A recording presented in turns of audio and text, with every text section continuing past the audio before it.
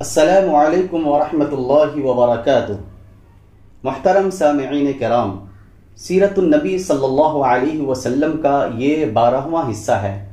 اس حصے میں بیرون مکہ کے قبائل اور افراد کو اسلام کی دعوت کے سلسلے میں گفتگو ہوگی، اور ساتھ ساتھ یثرب کے ان 6 سعادت مند روحوں کے بارے میں ذکر ہوگا جن کے اسلام قبول کرنے کی وجہ سے مدینے میں گھر گھر رسول اللہ صلی اللہ علیہ وسلم کا چرچا پھیل گیا۔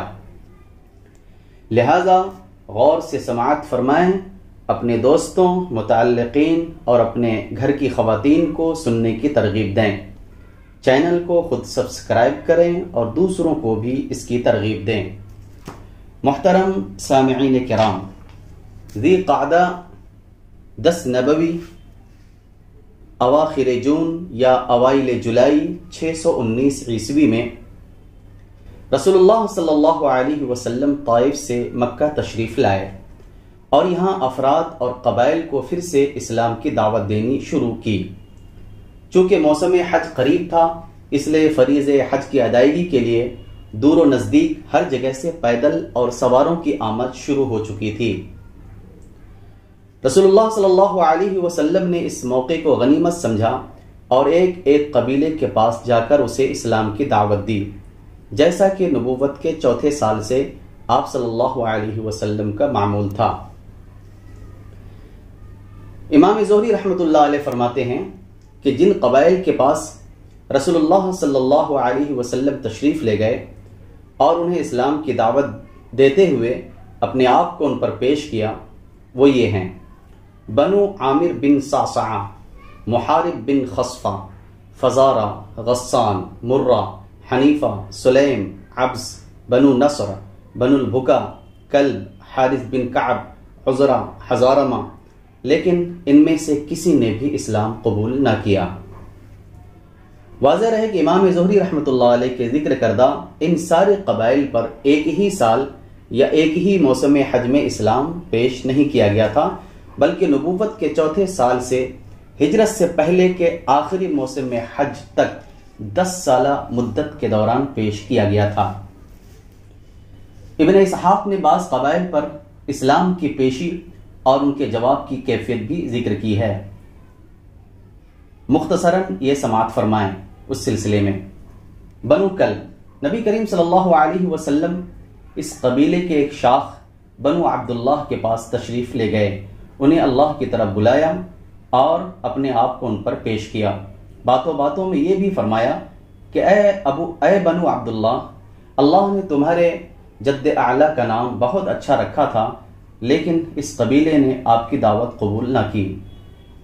بنو حنیفہ، آپ صلی اللہ علیہ وسلم ان کے ڈیرے پر تشریف لے گئے، انہیں اللہ کی طرف بلایا اور اپنے آپ کو ان پر پیش کیا، لیکن ان کے جیسا برا جواب اہل عرب میں سے کسی نے بھی نہ دیا۔ عامر بن صعصعہ، انہیں بھی آپ صلی اللہ علیہ وسلم نے اللہ کی طرف دعوت دی اور اپنے آپ کو ان پر پیش کیا۔ جواب میں ان کے ایک آدمی بحیرہ بن فراس نے کہا، خدا کی قسم، اگر میں قریش کے اس جوان کو لے لوں تو اس کے ذریعے پورے عرب کو کھا جاؤں گا۔ پھر اس نے دریافت کیا کہ اچھا یہ بتائیے، اگر ہم آپ سے آپ کے اس دین پر بیعت کر لیں، پھر اللہ آپ کو مخالفین پر غلبہ عطا فرمائے، تو کیا آپ کے بعد زمام کار ہمارے ہاتھ میں ہوگی؟ آپ صلی اللہ علیہ وسلم نے فرمایا، زمام کار تو اللہ کے ہاتھ میں ہے، وہ جہاں چاہے گا رکھے گا۔ اس پر اس شخص نے کہا، خوب، آپ صلی اللہ علیہ وسلم کی حفاظت میں تو ہمارا سینہ اہل عرب کے نشانی پر رہے، لیکن جب اللہ آپ کو غلبہ عطا فرمائے تو زمام کار کسی اور کے ہاتھ میں ہو، ہمیں آپ کے دین کی ضرورت نہیں۔ غرض انہوں نے انکار کر دیا۔ اس کے بعد جب قبیلہ بنو عامر اپنے علاقے میں واپس گیا تو اپنے ایک بوڑھے آدمی کو جو کبر سنی کے باعث حج میں شریک نہ ہو سکا تھا، سارا ماجرا سنایا اور بتایا کہ ہمارے پاس قبیلے قریش کے خاندان بنو عبد المطلب کا ایک جوان آیا تھا جس کا خیال تھا کہ وہ نبی ہے۔ اس نے ہمیں دعوت دی کہ ہم اس کی حفاظت کریں، اس کا ساتھ دیں اور اپنے علاقے میں لے آئیں، یہ سن کر اس بڈھے نے دونوں ہاتھوں سے سر تھام لیا اور بولا، اے بنو عامر، کیا اب اس کی تلافی کی کوئی سبیل ہے؟ اور کیا ازدست رفتہ کو ڈھونڈا جا سکتا ہے؟ کیا اس ازدست رفتہ کو ڈھونڈا جا سکتا ہے؟ اس ذات کی قسم جس کے ہاتھ میں فلاں کی جان ہے، کسی اسماعیلی نے کبھی اس نبوت کا جھوٹا دعویٰ نہیں کیا، یہ یقیناً حق ہے، آخر تمہاری عقل کہاں چلی گئی تھی؟ جس طرح رسول اللہ صلی اللہ علیہ وسلم نے قبائل اور وفود پر اسلام پیش کیا، اسی طرح افراد اور اشخاص کو بھی اسلام کی دعوت دی، اور بعض نے اچھا جواب بھی دیا۔ پھر اس موسم حج کے کچھ ہی عرصے بعد کئی افراد نے اسلام قبول کیا، جس کی مختصر ردات پیش کی جا رہی ہے، سماعت فرمائیں۔ سوید بن صامت یہ شاعر تھے، گہری سوجھ بوجھ کے حامل اور یثرب کے باشندے۔ ان کی پختگی شعر گوئی اور شرف و نسب کی وجہ سے ان کی قوم نے انہیں کامل کا خطاب دے رکھا تھا۔ یہ حج یا عمرہ کے لیے مکہ تشریف لائے۔ رسول اللہ صلی اللہ علیہ وسلم نے انہیں اسلام کی دعوت دی۔ کہنے لگے، غالباً آپ کے پاس جو کچھ ہے وہ ویسا ہی ہے جیسا میرے پاس ہے۔ رسول اللہ صلی اللہ علیہ وسلم نے فرمایا، تمہارے پاس کیا ہے؟ سوید نے کہا، حکمت لقمان۔ آپ صلی اللہ علیہ وسلم نے فرمایا، پیش کرو۔ انہوں نے پیش کیا۔ آپ نے فرمایا، یہ کلام یقیناً اچھا ہے، لیکن میرے پاس جو کچھ ہے وہ اس سے بھی اچھا ہے۔ وہ قرآن ہے جو اللہ نے مجھ پر نازل کیا ہے، وہ ہدایت اور نور ہے۔ اس کے بعد رسول اللہ صلی اللہ علیہ وسلم نے انہیں قرآن پڑھ کر سنایا اور اسلام کی دعوت دی۔ انہوں نے اسلام قبول کر لیا اور بولے، یہ تو بہت ہی اچھا کلام ہے۔ اس کے بعد وہ مدینہ پلٹ کر آئے ہی تھے کہ جنگ بعاث چھڑ گئی اور اسی میں قتل کر دیے گئے۔ انہوں نے 11 نبوی کے آغاز میں اسلام قبول کیا تھا۔ ایاس بن معاذ یہ بھی یثرب کے باشندے تھے اور نوخیز نوجوان۔ 11 نبوت میں جنگ بعاث سے کچھ پہلے اوس کا ایک وفد خزرج کے خلاف قریش سے حلف و تعاون کی تلاش میں مکہ آیا تھا۔ آپ بھی اسی کے ہمراہ تشریف لائے تھے۔ اس وقت یثرب میں ان دنوں قبیلوں کے درمیان عداوت کی آگ بھڑک رہی تھی اور اوس کی تعداد خزرج سے کم تھی۔ رسول اللہ صلی اللہ علیہ وسلم کو وفد کی آمد کا علم ہوا تو آپ صلی اللہ علیہ وسلم ان کے پاس تشریف لے گئے اور ان کے درمیان بیٹھ کر یوں خطاب فرمایا، آپ لوگ جس مقصد کے لیے تشریف لائے ہیں، کیا اس سے بہتر چیز قبول کر سکتے ہیں؟ ان سب نے کہا، وہ کیا چیز ہے؟ آپ صلی اللہ علیہ وسلم نے فرمایا، میں اللہ کا رسول ہوں۔ اللہ نے مجھے اپنے بندوں کے پاس اس بات کی دعوت دینے کے لیے بھیجا ہے کہ وہ اللہ کی عبادت کریں اور اس کے ساتھ کسی چیز کو شریک نہ کریں۔ اللہ نے مجھ پر کتاب بھی اتاری ہے۔ پھر آپ صلی اللہ علیہ وسلم نے اسلام کا ذکر کیا اور قرآن کی تلاوت فرمائی۔ ایاس بن معاذ بولے، اے قوم، یہ خدا کی قسم اس سے بہتر ہے جس کے لیے آپ لوگ یہاں تشریف لائے ہیں۔ لیکن وفد کے ایک رکن ابو الحیثر انس بن دافع نے ایک مٹھی چھری اٹھا کر ایاس کے منہ پر دے ماری اور بولا، یہ بات چھوڑو، میری عمر کی قسم، یہاں ہم اس کے بجائے دوسری ہی مقصد سے آئے ہیں۔ ایاس نے خاموشی اختیار کر لی اور رسول اللہ صلی اللہ علیہ وسلم بھی اٹھ گئے۔ وفد قریش کے ساتھ حلف و تعاون کا معاہدہ کرنے میں کامیاب نہ ہو سکا اور یوں ہی ناکام مدینہ واپس ہو گیا۔ مدینہ پلٹنے کے تھوڑے ہی دن بعد ایاس انتقال کر گئے۔ وہ اپنی وفات کے وقت تہلیل و تکبیر اور حمد و تسبیح کر رہے تھے، اس لیے لوگوں کو یقین ہے کہ ان کی وفات اسلام پر ہوئی۔ ابو ذر غفاری رضی اللہ عنہ یہ یثرب کے اطراف میں سکونت پذیر تھے۔ جب سوید بن صامت اور ایاس بن معاذ کے ذریعے یثرب میں رسول اللہ صلی اللہ علیہ وسلم کی بعثت کی خبر پہنچی تو یہ خبر ابو ذر رضی اللہ عنہ کے کان سے بھی ٹکرائی اور یہی ان کے اسلام لانے کا سبب بنی۔ ان کے اسلام لانے کا واقعہ صحیح بخاری میں تفصیل سے مروی ہے۔ ابن عباس رضی اللہ عنہ کا بیان ہے کہ ابو ذر رضی اللہ عنہ نے فرمایا، میں قبیلہ غفار کا ایک آدمی تھا۔ مجھے معلوم ہوا کہ مکے میں ایک آدمی نمودار ہوا ہے جو اپنے آپ کو نبی کہتا ہے۔ میں نے اپنے بھائی سے کہا، تم اس آدمی کے پاس جاؤ اور اس سے بات کرو اور میرے پاس اس کی خبر لاؤ۔ وہ گیا، ملاقات کی اور واپس آیا۔ میں نے پوچھا کیا خبر لائے ہو؟ بولا خدا کی قسم میں نے ایک ایسا آدمی دیکھا ہے جو بھلائی کا حکم دیتا ہے اور برائی سے روکتا ہے۔ میں نے کہا تم نے تشفی بخش خبر نہیں دی۔ آخر میں نے خود توشہ دان اور ڈنڈا اٹھایا اور مکے کے لیے چل پڑا، اور وہاں پہنچ تو گیا لیکن آپ صلی اللہ علیہ وسلم کو پہچانتا نہ تھا اور یہ بھی گوارا نہ تھا کہ آپ کے متعلق کسی سے پوچھوں۔ چنانچہ میں زمزم کا پانی پیتا اور مسجد حرام میں پڑا رہتا۔ آخر میرے پاس سے علی رضی اللہ عنہ کا گزر ہوا، کہنے لگے آدمی اجنبی معلوم ہوتا ہے۔ میں نے کہا جی ہاں۔ انہوں نے کہا اچھا تو گھر چلو۔ میں ان کے ساتھ چل پڑا۔ نہ وہ مجھ سے کچھ پوچھ رہے تھے نہ میں ان سے کچھ پوچھ رہا تھا اور نہ انہیں کچھ بتا ہی رہا تھا۔ صبح ہوئی تو میں اس ارادے سے پھر مسجد حرام گیا کہ آپ صلی اللہ علیہ وسلم کے متعلق دریافت کروں، لیکن کوئی نہ تھا جو مجھے آپ صلی اللہ علیہ وسلم کے متعلق کچھ بتاتا۔ آخر میرے پاس سے حضرت علی رضی اللہ عنہ گزرے، دیکھ کر بولے اس آدمی کو ابھی اپنا ٹھکانہ معلوم نہ ہو سکا۔ میں نے کہا نہیں۔ انہوں نے کہا اچھا تو میرے ساتھ چلو۔ اس کے بعد انہوں نے کہا اچھا تمہارا معاملہ کیا ہے اور تم کیوں اس شہر میں آئے ہو؟ میں نے کہا آپ رازداری سے کام لیں تو بتاؤں۔ انہوں نے کہا ٹھیک ہے میں ایسا ہی کروں گا۔ میں نے کہا مجھے معلوم ہوا ہے کہ یہاں ایک آدمی نمودار ہوا ہے جو اپنے آپ کو اللہ کا نبی بتاتا ہے۔ میں نے اپنے بھائی کو بھیجا کہ وہ بات کر کے آئے، مگر اس نے پلٹ کر کوئی تشفی بخش بات نہ بتلائی، اس لیے میں نے سوچا کہ خود ہی ملاقات کر لوں۔ حضرت علی رضی اللہ عنہ نے کہا بھائی تم صحیح جگہ پہنچے، دیکھو میرا رخ انہی کی طرف ہے، جہاں میں گھسوں وہاں تم بھی گھس جانا، اور ہاں اگر میں کسی ایسے شخص کو دیکھوں گا جس سے تمہارے لیے خطرہ ہے تو دیوار کی طرف اس طرح جا رہوں گا گویا اپنا جوتا ٹھیک کر رہا ہوں، لیکن تم راستہ چلتے رہنا۔ اس کے بعد حضرت علی رضی اللہ عنہ روانہ ہوئے اور میں بھی ساتھ ساتھ چل پڑا، یہاں تک کہ وہ اندر داخل ہوئے اور میں بھی ان کے ساتھ نبی کریم صلی اللہ علیہ وسلم کے پاس جا داخل ہوا اور عرض پرداز ہوا کہ آپ مجھ پر اسلام پیش کریں۔ آپ صلی اللہ علیہ وسلم نے اسلام پیش فرمایا اور میں وہیں مسلمان ہو گیا۔ اس کے بعد آپ صلی اللہ علیہ وسلم نے مجھ سے فرمایا اے ابو ذر اس معاملے کو پس پردہ رکھو اور اپنے علاقے میں واپس چلے جاؤ، جب ہمارے ظہور کی خبر ملے تو آ جانا۔ میں نے کہا اس ذات کی قسم جس نے آپ کو حق کے ساتھ مبعوث فرمایا ہے، میں تو ان کے درمیان ببان کے دہل اس کا اعلان کروں گا۔ اس کے بعد میں مسجد حرام آیا، قریش موجود تھے۔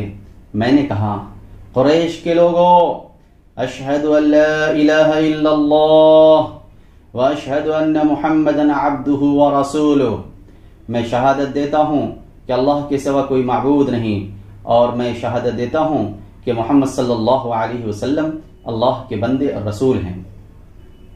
لوگوں نے کہا اٹھو اس بے دین کی خبر لو۔ لوگ اٹھ پڑے اور مجھے اس قدر مارا گیا کہ میں مر جاؤں، لیکن حضرت عباس رضی اللہ عنہ نے مجھے آ بچایا۔ انہوں نے مجھے جھک کر دیکھا، پھر قریش کی طرف پلٹ کر بولے تمہاری بربادی ہو، تم لوگ غفار کے ایک آدمی کو مارے دے رہے ہو، حالانکہ تمہاری تجارت گاہ اور گزرگاہ غفار ہی سے ہو کر جاتی ہے۔ اس پر لوگ مجھے چھوڑ کر ہٹ گئے۔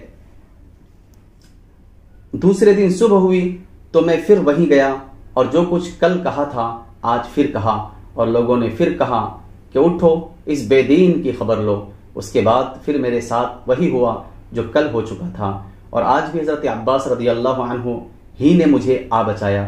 وہ مجھ پر جھکے، پھر ویسی ہی بات کہی جیسی کل کہی تھی۔ طفیل بن عمرو الدوسی رضی اللہ عنہ یہ شریف انسان، شاعر، سوجھ بوجھ کے مالک اور قبیلے دوس کے سردار تھے۔ ان کے قبیلے کو بعض نواحی یمن میں امارت یا تقریباً امارت حاصل تھی۔ وہ نبوت کے 11ویں سال مکہ تشریف لائے تو وہاں پہنچنے سے پہلے ہی اہل مکہ نے ان کا استقبال کیا اور نہایت عزت و احترام سے پیش آئے۔ پھر ان سے عرض پرداز ہوئے کہ اے طفیل آپ ہمارے شہر تشریف لائے ہیں، اور یہ شخص جو ہمارے درمیان ہے اس نے ہمیں سخت پیچیدگی میں پھنسا رکھا ہے، ہماری جمعیت بکھیر دی ہے اور ہمارا شیرازہ منتشر کر دیا ہے۔ اس کی بات جادو کا سا اثر رکھتی ہے کہ آدمی اور اس کے باپ کے درمیان، اور آدمی اور اس کے بھائی کے درمیان، اور آدمی اور اس کی بیوی کے درمیان تفرقہ ڈال دیتی ہے۔ ہمیں ڈر لگتا ہے کہ جس افتاد سے ہم دوچار ہیں کہیں وہ آپ پر اور آپ کی قوم پر بھی نہ آن پڑے، لہٰذا آپ اس سے ہرگز گفتگو نہ کریں اور اس کی کوئی چیز نہ سنیں۔ حضرت طفیل رضی اللہ عنہ کا ارشاد ہے کہ یہ لوگ مجھے برابر اسی طرح کی باتیں سمجھاتے رہے، یہاں تک کہ میں نے تہیہ کر لیا کہ نہ آپ کی کوئی چیز سنوں گا نہ آپ سے بات چیت کروں گا، حتیٰ کہ جب میں صبح کو مسجد حرام گیا تو کان میں روئی ٹھونس رکھی تھی کہ مبادا آپ صلی اللہ علیہ وسلم کی کوئی بات میرے کان میں نہ پڑ جائے، لیکن اللہ کو منظور تھا کہ آپ کی بعض باتیں مجھے سنا ہی دے۔ چنانچہ میں نے بڑا عمدہ کلام سنا، پھر میں نے اپنے جی میں کہا، ہائے مجھ پر میری ماں کی آہو فغاں، میں تو بخدا ایک سوجھ بوجھ رکھنے والا شاعر آدمی ہوں، مجھ پر بھلا برا چھپا نہیں رہ سکتا، پھر کیوں نہ میں اس شخص کی بات سنوں، اگر اچھی ہوئی تو قبول کر لوں گا، بری ہوئی تو چھوڑ دوں گا۔ یہ سوچ کر میں رک گیا، اور جب آپ صلی اللہ علیہ وسلم گھر پلٹے تو میں بھی پیچھے ہو لیا۔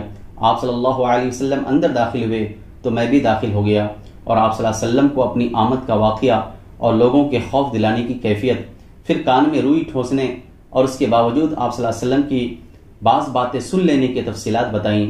پھر عرض کیا کہ آپ صلی اللہ علیہ وسلم اپنی بات پیش کیجئے۔ آپ صلی اللہ علیہ وسلم نے مجھ پر اسلام پیش کیا اور قرآن کی تلاوت فرمائی۔ خدا گواہ ہے میں نے اس سے عمدہ قول اور اس سے زیادہ انصاف کی بات کبھی نہ سنی تھی، چنانچہ میں نے وہیں اسلام قبول کر لیا اور حق کی شہادت دی۔ اس کے بعد آپ صلی اللہ علیہ وسلم سے عرض کیا کہ میری قوم میں میری بات مانی جاتی ہے، میں ان کے پاس پلٹ کر جاؤں گا اور انہیں اسلام کی دعوت دوں گا، لہٰذا آپ صلی اللہ علیہ وسلم اللہ سے دعا فرمائیں کہ وہ مجھے کوئی نشانی دے دے۔ آپ صلی اللہ علیہ وسلم نے دعا فرمائی۔ حضرت طفیل کو جو نشانی عطا ہوئی وہ یہ تھی کہ جب وہ اپنی قوم کے قریب پہنچے تو اللہ تبارک و تعالی نے ان کے چہرے پر چراغ جیسی روشنی پیدا کر دی۔ انہوں نے کہا، یا اللہ، چہرے کے بجائے کسی اور جگہ، مجھے اندیشہ ہے کہ لوگ اسے مسلح کہیں گے۔ چنانچہ یہ روشنی ان کے ڈنڈے میں پلٹ گئی۔ پھر انہوں نے اپنے والد اور اپنی بیوی کو اسلام کی دعوت دی اور وہ دونوں مسلمان ہو گئے، لیکن قوم نے اسلام قبول کرنے میں تاخیر کی، مگر حضرت طفیل رضی اللہ عنہ بھی مسلسل کوشاں رہے، حتیٰ کہ غزوہ خندق کے بعد جب انہوں نے ہجرت فرمائی تو ان کے ساتھ ان کی قوم کے 70 یا 80 خاندان تھے۔ حضرت طفیل رضی اللہ عنہ نے اسلام میں بڑے اہم کارنامے انجام دے کر یمامہ کی جنگ میں جام شہادت نوش فرمایا۔ غماد ازدی یہ یمن کے باشندے اور قبیلے ازد شنوعہ کے ایک فرد تھے۔ جھاڑ پھونک کرنا اور آسیب اتارنا ان کا کام تھا۔ مکہ آئے تو وہاں کے احمقوں سے سنا کہ محمد صلی اللہ علیہ وسلم نعوذ باللہ پاگل ہیں، سوچا کیوں نہ اس شخص کے پاس چلوں، ہو سکتا ہے اللہ میرے ہی ہاتھوں سے اسے شفا دے دے۔ چنانچہ آپ صلی اللہ علیہ وسلم سے ملاقات کی اور کہا، اے محمد، میں آسیب اتارنے کے لیے جھاڑ پھونک کیا کرتا ہوں، کیا آپ کو بھی اس کی ضرورت ہے؟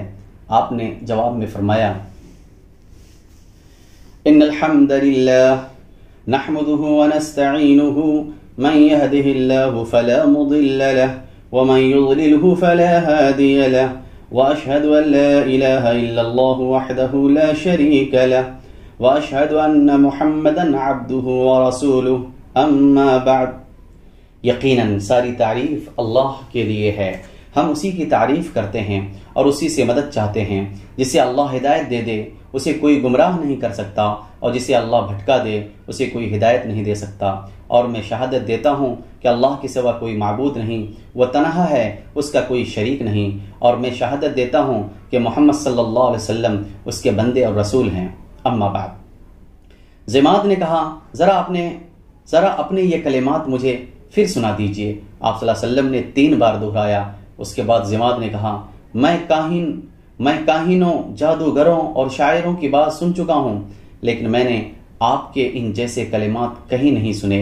یہ تو سمندر کی اتھاہ گہرائی کو پہنچے ہوئے ہیں، لائیے اپنا ہاتھ بڑھائیے، آپ صلی اللہ علیہ وسلم سے اسلام پر بیعت کروں۔ اور اس کے بعد انہوں نے بیعت کر لی۔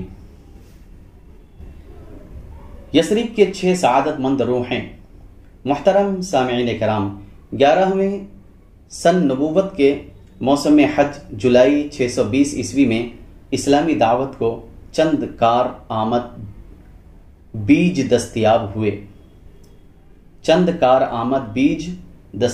ہوئے جو دیکھتے دیکھتے سر و قامت درختوں میں تبدیل ہو گئے، اور ان کی لطیف اور گھنی چھاؤں میں بیٹھ کر مسلمانوں نے برسوں ظلم و ستم کی تپش سے راحت و نجات پائی۔